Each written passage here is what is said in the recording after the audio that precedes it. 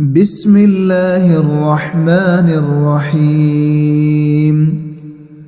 إذا جاءك المنافقون قالوا نشهد إنك لرسول الله والله يعلم إنك لرسوله والله يشهد إن المنافقين لكاذبون اتخذوا أيمانهم جنة فصدوا عن سبيل الله إنهم ساء ما كانوا يعملون ذلك بأنهم آمنوا ثم كفروا فطبع على قلوبهم فهم لا يفقهون وإذا رأيتهم تعجبك أجسامهم وإن يقولوا تسمع لقولهم كأنهم خشب مسندة يحسبون كل صيحة عليهم هم العدو فاحذرهم قاتلهم الله أنى يؤفكون وإذا قيل لهم تعالوا يستغفر لكم رسول الله لووا رؤوسهم ورأيتهم يصدون وهم مستكبرون سواء عليهم أستغفرت لهم أم لم تستغفر لهم لن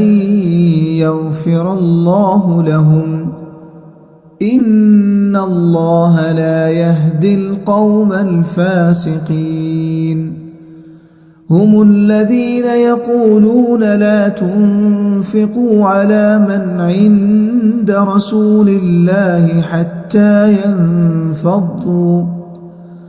ولله خزائن السماوات والأرض ولكن المنافقين لا يفقهون يقولون لئن رجعنا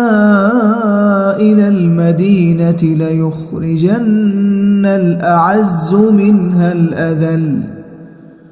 ولله العزة ولرسوله وللمؤمنين ولكن المنافقين لا يعلمون يا أيها الذين آمنوا لا تلهكم أموالكم ولا أولادكم عن ذكر الله ومن يفعل ذلك فأولئك هم الخاسرون وأنفقوا مما رزقناكم من قبل أن يأتي أحدكم الموت فيقول رب لولا أخرتني إلى أجل قريب فأصدق وأكن من الصالحين ولن يؤخر الله نفسا إذا جاء أجلها والله خبير بما تعملون